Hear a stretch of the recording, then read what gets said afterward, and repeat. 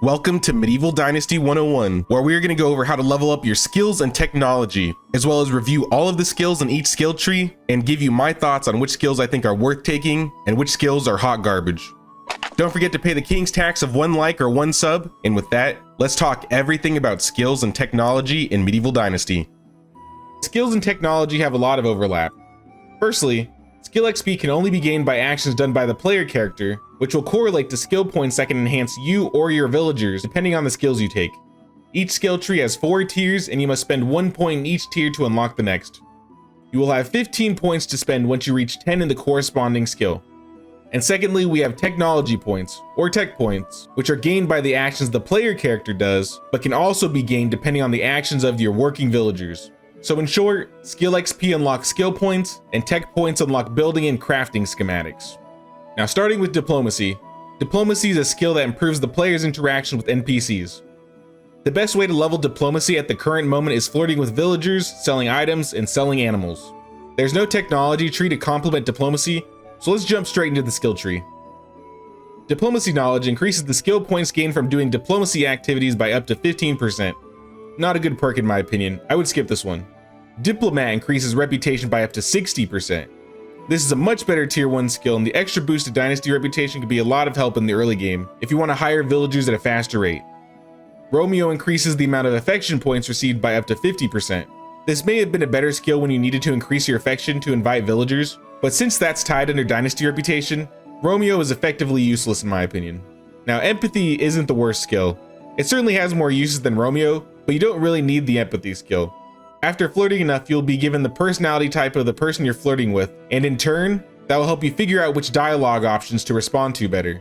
This could be useful if you're having trouble figuring out the personality types or dialogue choices, but you can often guess their personality through their dialogue responses. And then we have the barter skill.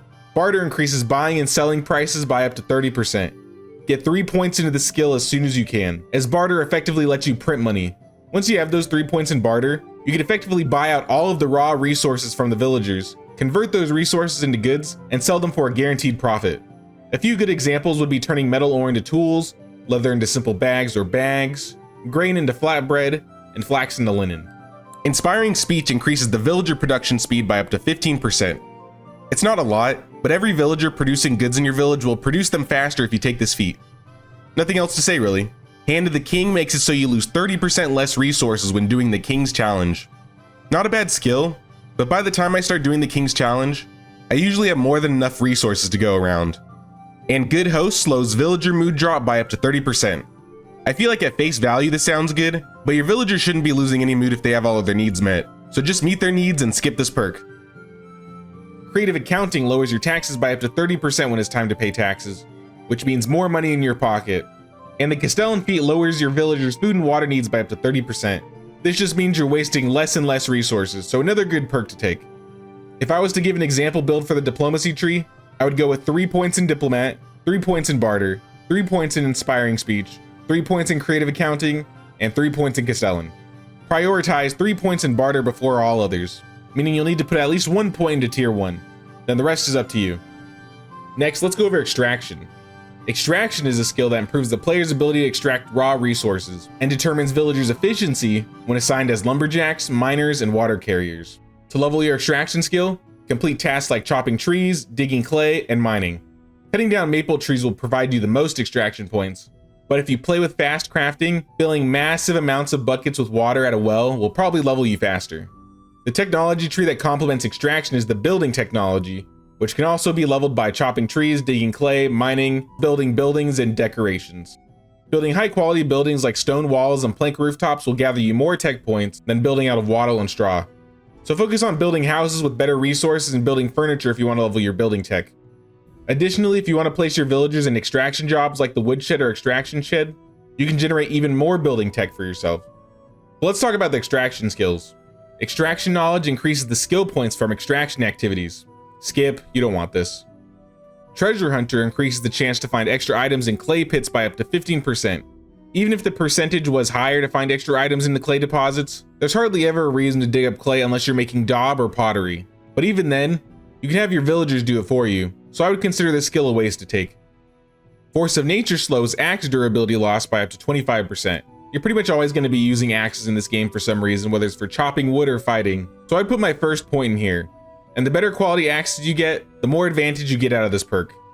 Master of Destruction allows you to recover half your resources spent when destroying any type of constructed object. It only costs 1 point, and you're probably going to break down things every once in a while, so it's worth taking in my opinion.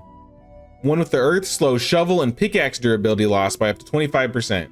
If you like to go out and mine a lot, this is definitely the perk for you, as you will save a lot of time and resources on pickaxes. Careful Miner gives you up to 50% chance to extract additional resources from mining deposits. Pretty straightforward. Definitely worth taking this perk if you like to go mining.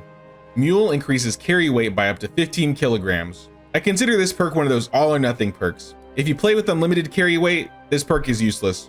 But if you play with carry weight enabled, this perk is so useful, please take this perk. And then Excavation Master reduces stamina consumption during mining, digging, and logging by up to 30%. This perk doesn't sound bad, and it isn't bad really, but there may be better perks coming that are worth taking over this one. Woodcutter's Trance increases the tree cutting by up to 30% for the next 10 seconds after cutting a tree down, and Miner's Trance increases mining and digging by up to 30% for the next 10 seconds after depleting a node. Both these skills are good, and I would take them both. In regards to an extraction build, I'd put 1 point in Force of Nature, 1 point in Master Destruction, 3 points in Careful Miner, 3 points in Mule, or 3 points in Earth depending on whether or not you're playing with carry weight, then 3 points in Woodcutter's Trance, and 3 points in Miner's Trance. You might have a couple points left after that too, so the choice at that point is yours. Hunting is the skill that improves the player's ability to hunt wild animals, and determines villager efficiency when assigned as hunters. The best way to level your hunting skill includes killing and skinning animals, collecting from traps, and fishing. Wisents, bears, wolves, and boars will give you the most hunting experience when it comes to killing and skinning animals, and you'll get even more experience in tech hunting animals with a bow or a crossbow. There are no hunting tech points, but we'll come back to hunting briefly in the survival section. Now let's talk about hunting skills. Hunting knowledge, just like every other knowledge, increases XP gain by up to 15%. Boring perk, do not take it. Steady Hand increases steadiness and ranged weapons by up to 50%. Not a bad skill for tier 1. Prowler decreases the noise you make when sneaking by up to 75%. I can see good use cases with this skill, but sneaking is only really useful when you're trying to hunt animals that run away, or maybe fighting bandits. But aggressive animals are going to be much better in terms of resource and experience, so this perk is kind of mid. Tracker is a 1 point skill that highlights animals in inspect mode. And while Predator increases your movement speed while sneaking by up to 30%, Tracker will give you a lot more use cases than Predator. So I would just take Tracker and move on to tier 3.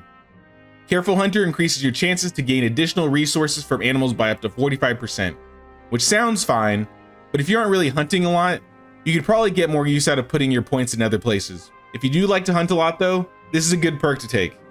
Experienced Hunter slows durability loss in melee and ranged weapons by up to 25%. I think I've broken an iron crossbow once, twice maybe. Regardless, more durability means less weapon crafting, which means less money out of your pocket. If you have room to take this skill, I would. And Trapping Master increases your trap limit by up to +5. Traps kind of fall off in terms of their resource gain in the mid to late game, but they're still a great way to level your hunting on the side. Strong Arm reduces stamina consumption during aiming. It's not a bad skill, but there are better skills you could take in my opinion. Now Lock and Load in my opinion is ultimately the better skill, increasing loading speeds of bows and crossbows by up to 30%. You could pair these skills together, but you're gonna have to sacrifice some points elsewhere. And as an example build, I'd probably put 2 points in Steady Hand, 1 point in Tracker, 3 points in Careful Hunter, 3 points in Experienced Hunter, 3 points in Trapper Master, and 3 points in Lock and Load. The farming skill increases as farming related actions are performed. The level determines worker efficiency when NPCs are assigned as farmers, barn workers, millers, beekeepers, and animal breeders.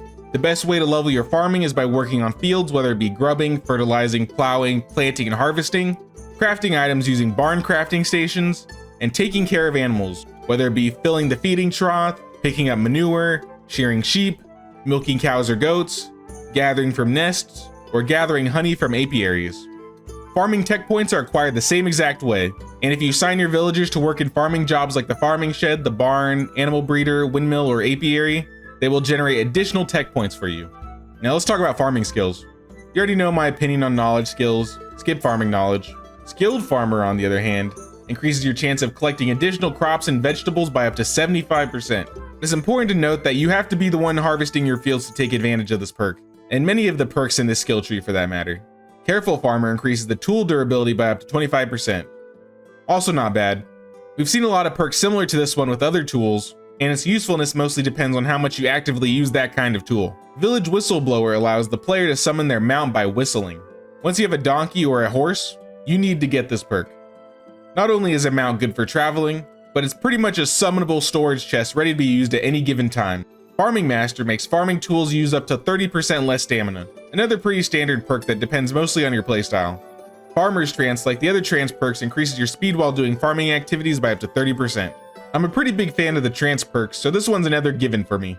Skilled Rider reduces mount stamina consumption by up to 50%.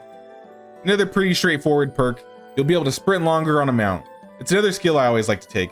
Skilled Orchard increases your orchard yield by up to 30% when you harvest your trees in the summer. Another good perk if you like to harvest your orchards yourself. Carrot and Stick increases your mount carry weight by up to 30 kilograms. Similar to Mule, if you play with carry weight enabled, this perk is another must perk, but if you play with unlimited carry weight, this perk is a waste of points. Night Rider increases mount speed by up to 30%. I always take this perk. Movement speed is always nice, and 30% is noticeable. Now there are a lot of skills in this tree that I think are worth taking depending on the circumstances, but I'm going to give you an example build based on if I was playing on default settings, which would be 2 points in Careful Farmer, 1 point in Village Whistleblower, 3 in Farmer's Trance, 3 in Skilled Rider, 3 in Carrot and Stick, and 3 in Night Rider. If you're playing with unlimited carry weight on, you can swap out Carrot and Stick for Farmer Master or any other farmer perks if you prefer. Survival is a skill that improves the player's ability to survive and determines villager efficiency when assigned as an herbalist or a fisherman. Leveling your survival skills is easy as picking up items off the ground, such as reeds, berries, straw, mushrooms, rocks, sticks, and herbs. Survival tech points are gained by doing these same actions, but with the addition of the hunting skills, so killing and skinning animals, traps, fishing, etc. Now let's go over the skills. I'm not a big fan of any of these tier 1 skills really, so in this sense, I might actually say survival knowledge is actually worth taking in this tree. Sensitive increases your temperature tolerance by up to 6 degrees Celsius. You could argue insensitive is better because weather effects have been tuned up a bit since the Oxbow patch, but I can't see much of an argument to take Iron Liver. Iron Liver gives you up to 75% poison resistance. This skill is very situational. Nothing deals poison damage except for bad food and herbs you shouldn't be eating, but you can counter poison by eating St. John's wort. Just keep like a dozen on you at all times. You don't need to spend points for poison resistance. Survival Sense highlights mushrooms, sticks, stones, and herbs when you use Inspect mode. This perk is pretty nice when it comes to finding all those hard to spot herbs or rocks. I always take this perk. Strong as an Oak increases your HP by up to 30%. Higher survivability in combat is always good. Survivalist slows your food and water drain by up to 30%. Also a pretty good perk. Saves you on eating and drinking as much. Headstrong increases your alcohol resistance by up to 75%. Again, this perk is very situational. Not really worth the points in my opinion. Water Dancer increases movement speed in water by 30%. Once you get a mount, this perk is effectively useless because all water in Medieval Dynasty is shallow, and water doesn't really affect your mount, meaning this skill at best is situational in the early game. Athlete slows stamina consumption when sprinting by up to 30%. You're always going to have a use for sprint in this game, so this skill isn't bad. And Solid as a Rock makes you take up to 30% less damage. Stack this with Strong as an Oak, and you're going to be a tank. An example build I would recommend for survival would be 2 points in Insensitive, 1 point in Survival Sense, 3 points in Strong as an Oak, 3 points in Survivalist, 3 in Athlete, and 3 in Solid as a Rock. And lastly, we have Production. Production is a skill that improves the player's abilities to make tools, clothing, and food, as well as determines the villager's efficiency when assigned as a craftsman, seamstress, cook, innkeeper, etc. In fact, my favorite and possibly one of the fastest ways to level production right now is by making flatbread. This is also an easy way to level your extraction skill because you're gonna have to keep refilling buckets of water to make flatbread. So I would definitely try this method out and see if it works for you. Production tech is unlocked the exact same way. Just craft loads of items. If you want to level your production fast though, tools and flatbread are the way to go. Villagers can also help you level your production tech if you have them working in the kitchen, sewing hut, smithy, workshop, etc. Now let's take a look at production skills. Tier 1 skills are all knowledge skills, so this time we're going to be forced to take a knowledge. This is mostly dependent on what you make the most. Since I like to make a lot of flatbread, I'm going to go with cooking knowledge.